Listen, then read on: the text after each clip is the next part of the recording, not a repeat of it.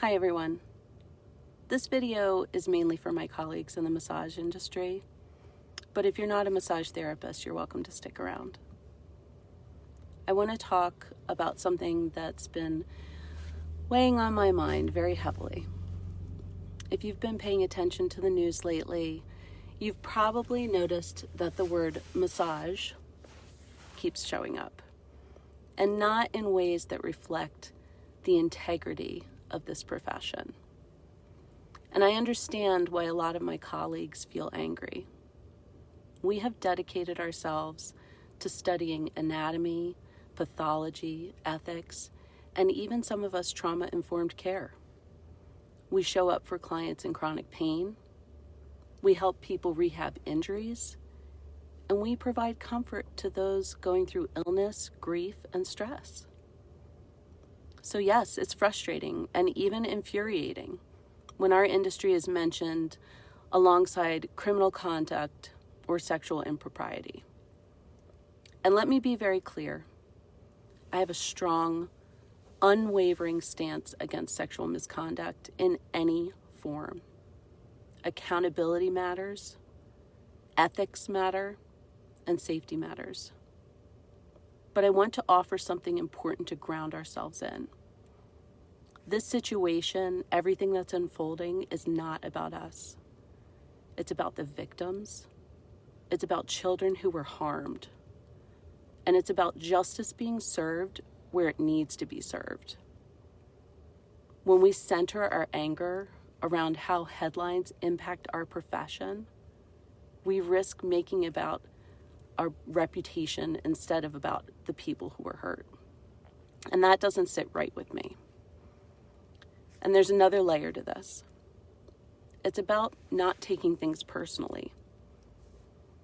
When these headlines use the word massage, it's not an attack on licensed ethical professionals.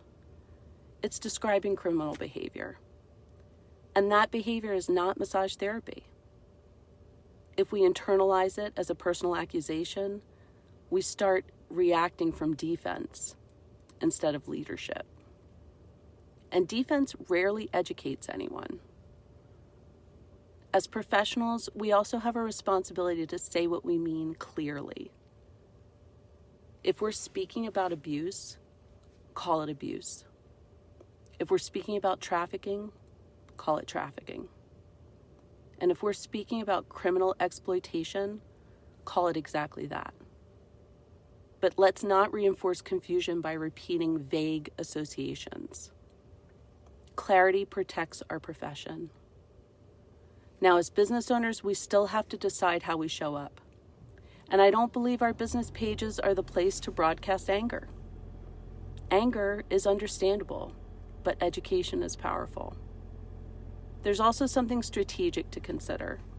When we keep repeating the association, even if it's to condemn it, we're still reinforcing that connection in people's minds.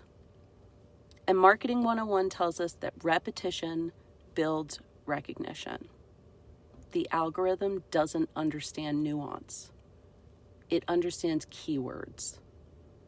And the more we attach our professional brands to scandalous headlines, the more we unintentionally train the public to associate our businesses with that energy. It's not silence, it's positioning. It's asserting that I cannot control what shows up in the news, and I cannot control what strangers think when they hear the word massage. But I can control how I show up. I can plant seeds, I can educate, I can model professionalism, and I can calmly and confidently remind people that massage therapy from a licensed massage therapist is therapeutic healthcare. It is rooted in science, boundaries, and ethics, and there is nothing inherently sexual about it.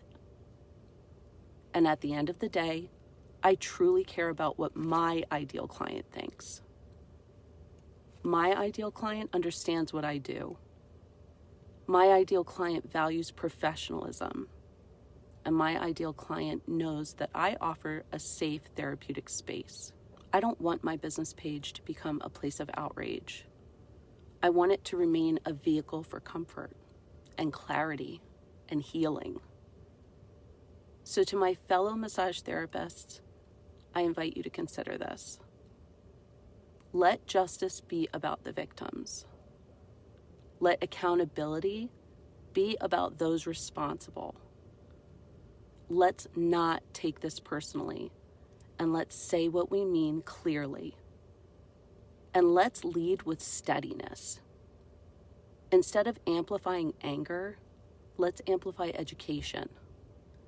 Instead of reacting with heat, let's respond with grounded professionalism. Let's plant seeds of truth and integrity. The more we educate calmly and consistently, the less room there is for confusion. We don't need to fight noise with more noise. We can lead with clarity. And that's how we protect our profession, without losing sight of who this is really about.